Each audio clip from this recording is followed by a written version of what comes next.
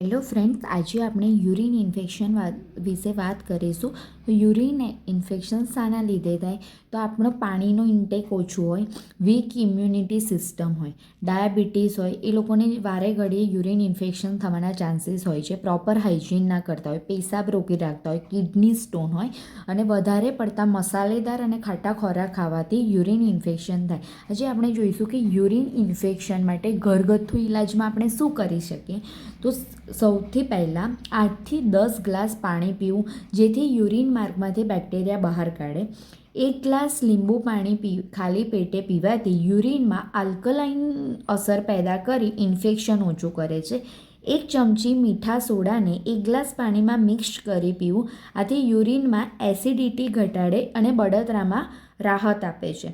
તુલસીના તાજા પાન રોજ ચાવવા, જે પ્રાકૃતિક એન્ટીબાયોટિક તરીકે કામ કરે છે. દહીં અને છાશ પીવા, જેમાં પ્રોબાયોટિક બેક્ટેરિયા છે, જે યુરિન માર્ગમાં સારા બેક્ટેરિયાને પ્રોત્સાહન આપે અને ખોટા બેક્ટેરિયાને બહાર કાઢે છે. કેનબેરી જ્યુસ રોજ પીવો, જેનાથી બેક્ટેરિયાને ચીપકવાનું રોકી ઇન્ફેક્શન ટાળે.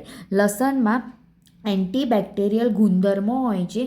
રોજ સવારે ખાલી પેટે 1થી 2 કળી લસણ ચાવવાથી લાભ થાય છે.